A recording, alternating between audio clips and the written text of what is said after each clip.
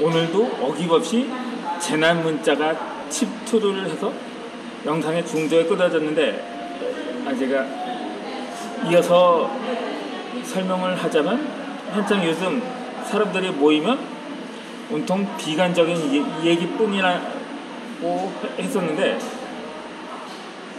그러다 보니 더욱 남을 탓하는 풍조도 더욱 만연해지게 된 거죠.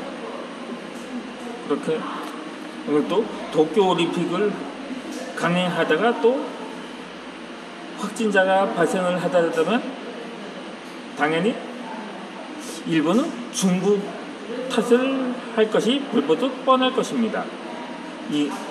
원인 제공이 중국이었기 때문에 뭐 그럴 수도 있겠습니다만, 그런데 이 코로나 장기화로 인해 그나마 긍정적인 면이 없진 않거든요. 오랫동안 집콕 생활을 하다 보니까 오히려 가족 간의 유대 관계가 더욱 두터워졌다고 합니다. 라고 하기에 오히려 시대에 역행한 것이라고 비판을 할 수가 있을 것입니다. 왜냐하면 오히려 이로 인해서 가정폭력 횟수도 더 증가했다고 하더라고요. 특히 아동학대라든가 노인 학대도 이전보다 배로 증가를 했다는데, 이전에 고유정 사건도 그렇고, 가방 9살짜리를 가방 안에 넣고 그 살해 유기한 계모라고 들었거든요. 그런 사건이 계모는 외에도 친모모에 의해서 학대를 받는 사례도 많다고 합니다. 그러다 보니까는 또 불가피하게 신체 접촉이 되는 사례도 많다 보니까 서로 성추행했다 뭐라고 해서 말들이 많다 보니까 결국 남녀 간의 갈등이 심화된 것도 사실이거든요. 긍정적인 면이 있다고 아무리 눈을 씻고 찾아봐도 없다. 어떻게 보면 긍정적인 수도 있는데, 그것이 결국 부정적인 상황으로 또 나타나고 있지 않냐고 그렇게 평가하는 사람들도 있거든요. 그렇게 아무튼 간에 나 역시 힘든 시간이 많았습니다. 특히 경제적으로 많이 그러다 보니까 주머니 사정도 빠듯하고 더 이상 나아지지 않은 경제 상황으로 인해서 마음이 불편한 일도 잦았었거든요. 하지만 그 모든 일들이 지금 와서 되돌아보니까 나의 낮은 자존감으로 인한 것임을 글쓰기 활동을 하며 깨닫게 되었습니다. 그렇게 나를 둘러싼 상황은 환경을 글쓰기 전과 하나도 달라지지 않았습니다. 물론 경제적 형편으로 인해서 학교를 자퇴할 수밖에 없었던 상황과 모든 것이 180도 달라지지는 않았던 거죠. 하지만 내가 상황과 환경을 바라보는 마음의 눈은 180도 달라진 것입니다. 그것은 글쓰기를 통해 자존감이 높아진 덕분이었죠.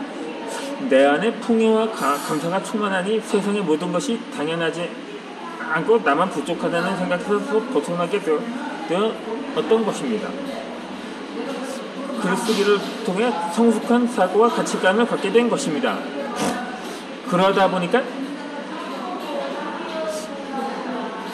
스스로가 또 무모하다고 판단을 했던 유튜브 동영상까지 도전을 해볼 수가 있게 되기도 한 거죠. 누군가의 의견과 태도에 의해 좌지우지되던 나의 결정이 이제는 내 마음에서 보내는 신호에 의해 모든 일을 결정하게 되었습니다. 나는 자기 주도적이고 마음의 소리를 귀 기울이는 사람이 된 것입니다. 이 타인의 의견과 생각, 세상의 이치를 따르기보다는 내면의 소리를 흐르게 따라가는 그런 삶을 살게 된 것입니다. 내가 하고 싶고, 내가 가고 싶고, 내가 먹고 싶은 것을 주도적으로 선택하고 결정하는 것이 즐거움을 이제야 오롯이 알게 된 거죠. 그동안 내가 가지 못한 것들을 갖고 있는 사람들을 부러워만 했습니다. 하지만 글쓰기를 하면 나는 내면의 충만함으로 가득해졌습니다. 갖지 못해 아쉽기보다 원하는 것을 언제든지 원하는 때에 가질 수 있다는 의식으로 변하게 된 것입니다. 이 돈은 아껴야 한다. 나에게 물건은 과한 것이라가 아니라 갖지 못해 아쉽기보다 원하는 것은 언제든지 원하는 때에 가질 수 있다는 의식으로 변하게 된 것입니다.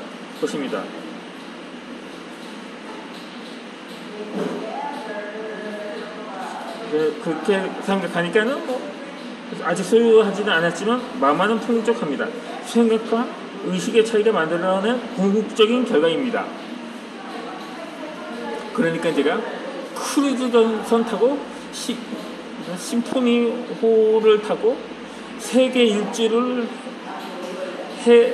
해보겠다는 그렇게 굳건한 마음을 가지고 뭐 당장은 아니더라도 언젠가는 그럴 수 있는 날이 오리라고 믿습니다. 아무튼 글쓰기는 세상의 나의 모습을 온전히 드러내는 일입니다.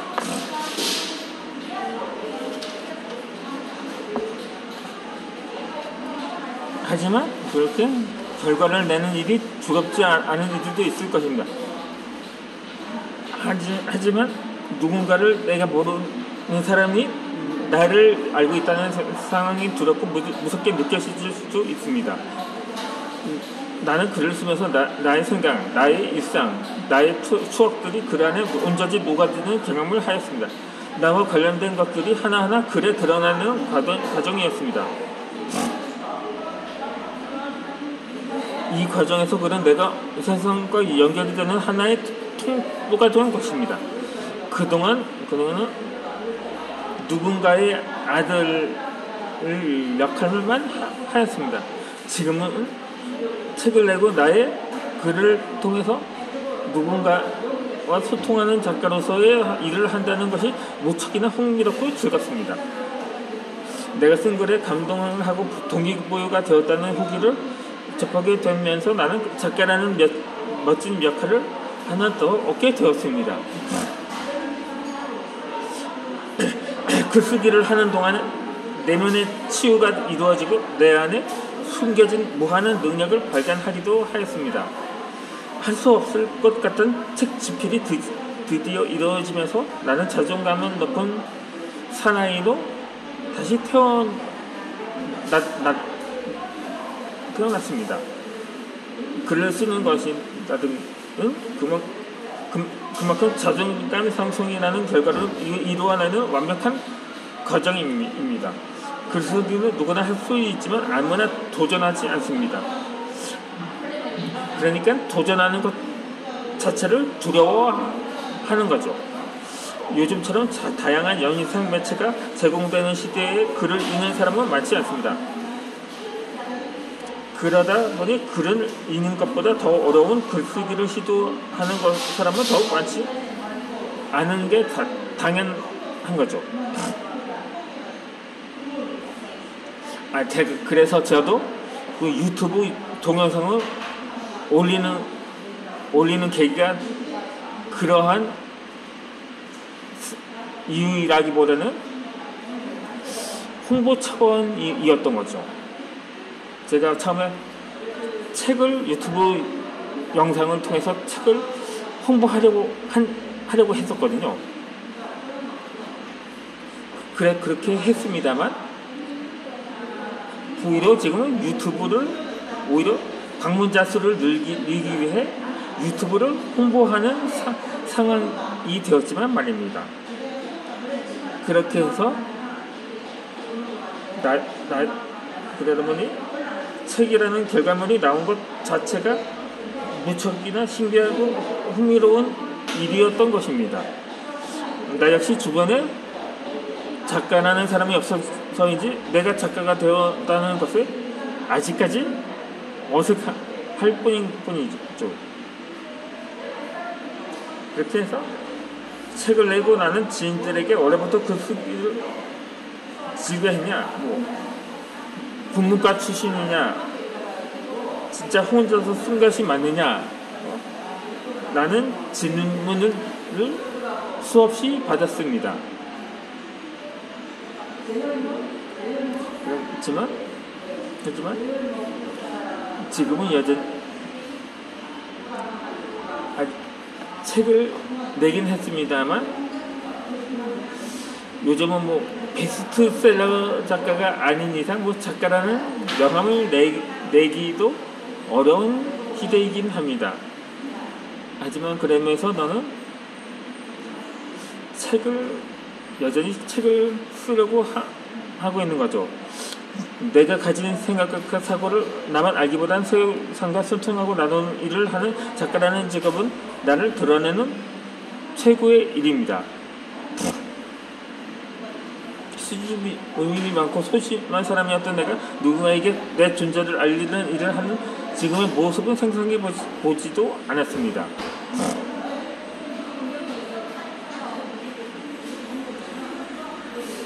가시적인 성장만이 아니라 보이지 않는 내면의 성장이 함께 이루어지고 있는 중입니다.